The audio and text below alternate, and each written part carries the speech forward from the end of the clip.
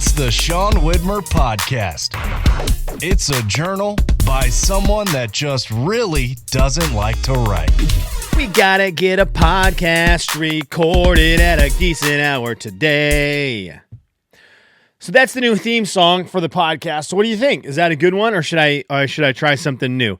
It's a new episode, and I gotta record it before it's midnight. Is that pretty good? All right, I used to do that every day. All day. And Kevin, you know now you just let the robots do it. I mean, it's not shots fired, but I will say that your boy out here is a little offended by the fact that I spent the majority of 15 years crafting together intros for the morning show, and now it just goes to the robots. It is funny. Maybe this is just a testament to my amazing skills. One of the things I loved with the morning show was having a segment come up, and it's like, oh, we're gonna do something called Set the Bar. We're gonna play a game. would make a game, Set the Bar, a trivia game that I thought was one of the better games I've ever made for radio, and then it didn't work because people could cheat. So it's not a great game if people can cheat. They can just cheat when they're on the phone. If it was in person, this game would have been electric. But when I would hear the typing in the background and my blood pressure would rise, oh man. And anyways, I'd make this and I'm like, okay, well now I've got something to do after the show. I'm going to craft the intro to Set the Bar so that when we fire this game up tomorrow and the fellas hit the music, they're like, you done did it. You done did it. So I'd get so excited, and then it would take me like 5 minutes. And it was my talent. It was my ultimate radio talent. Execution on the radio, not always my strong suit, but creating that intro song to sing to, that set the bar and set the bar. It's time for you to set the bar. Set the bar and set the bar. It's time for you to set the bar. Set the bar and set the bar. It's time for you to set the bar. Set the bar and set the bar. It's time to set the bar. Right? And it was I would really put all my effort into it, singing, and then some piano. Oh, man. So anyways, Kev, shame on you for letting the robots do it now. The robots should not be involved in anything radio.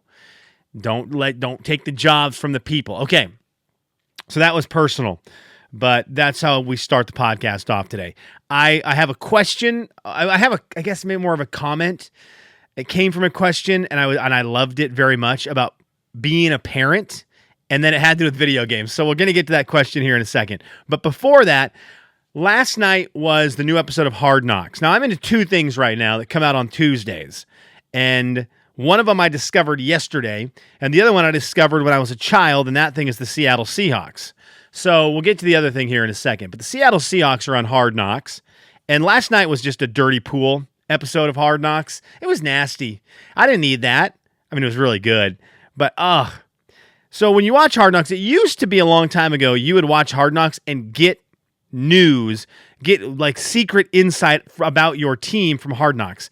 That's not why you watch it anymore. There's no real secrets that happen in the world of social media and how reporting on teams goes. You just kind of find everything else out as it happens, which is cool, but it's different than when Hard Knocks started. So now the reason you watch Hard Knocks is because the HBO producers just put together an unbelievably well-crafted story about the week that was for your team in training camp. It's just covered so well. So yeah, maybe you saw a tweet about this and that happening, but then HBO covers it in a 6-minute, beautifully put together segment, and you just can't beat that kind of hustle and that kind of effort. So you watch it just because you love the team, you want to see all the stories portrayed well. The problem is this week, the thing that happened with the Seattle Seahawks was, of course, an injury, a torn ACL for Jake Bobo, and a broken ankle for rookie Bud Clark, both of which could have been big factors for the team this year. And now Jake Bobo is going to be out for the season, and who knows how long Bud Clark is going to be out for, but he would have been a great asset, and he was going to be a fun, how good can he be, player to watch as a rookie in the defensive secondary. And so you knew these injuries were going to be there. this week. And it's like, man, they're going to show the Jake Bobo knee injury. I don't want to watch it. Dang it. They're going to show Bud Clark break his ankle. I don't want to watch it. But what does Hard Knocks do? What do? They open the show with Jake Bobo and the wide receivers coach days before talking about how awesome Jake Bobo is, talking about how he's their pit bull, talking about he's the man, talking about how important he is, firing him up. And they start the stupid episode off with you going, Jake Bobo, you're the man. But then you realize, Jake Bobo, in about 40 minutes, you're going to suffer a season-ending injury. It was dirty. It was dirty. The Bud Clark one might have been worse.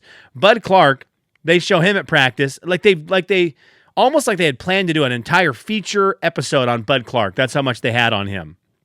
It's Bud Clark, his girlfriend, and his little boy, who is probably 3 or 4 years old. And they are loving the fact that Bud Clark is a Seattle Seahawk at training camp. And they are loving it. And life is good. And they just show you this with you, the viewer, knowing, hey, coming up in 30 minutes, Bud Clark shatters his ankle and now has to call the same people he's talking to right now on the sideline, all excited. He's going to call them in 30 minutes, sobbing and working through a lot of pain. Thank you, HBO. Hard Knocks is awesome. Okay, the other show I am digging, it's also an HBO show. See, I got HBO Max for Hard Knocks, and it's paying off already. The show Lanterns is NSFW. Holy smokes, the first 2 episodes were spectacular. Spectacular.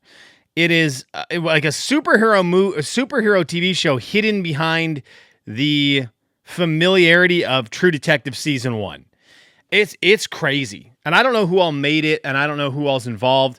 I'm assuming somebody from True Detective is involved in this. But it's Green Lantern, played by Kyle Chandler, Coach Taylor from Friday Night Lights. And where I fell in love with him, the main guy from Early Edition. Oh, I don't know why no one talks about Early Edition.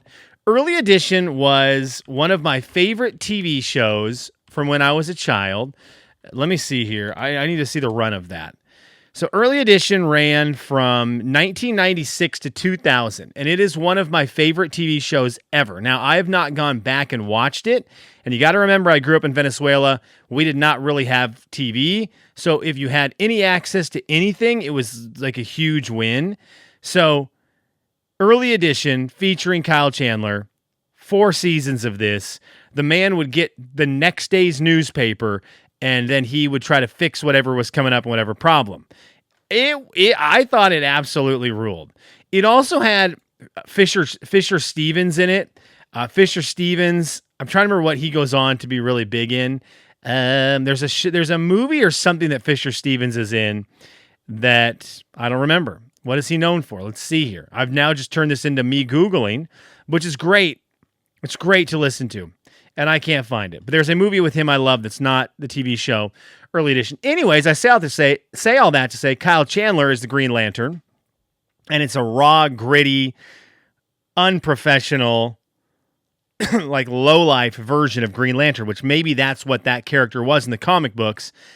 But this is a superhero, but the show is a mystery. And so it is cool. 2 episodes in, I'm hooked to Lanterns. I really liked it. So you can check it out too. Just know NSFW. It's NSFW big time. Language, all the things. All the things you get with Lanterns. Okay.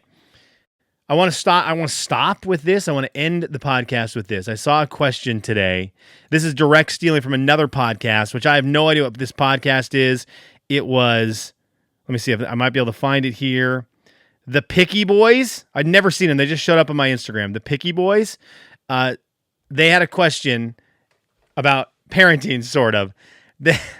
They said, would you rather go to jail for 3 years, or which offer would you take? Go to jail for 3 years, or go to jail until your mom beats Elden Ring?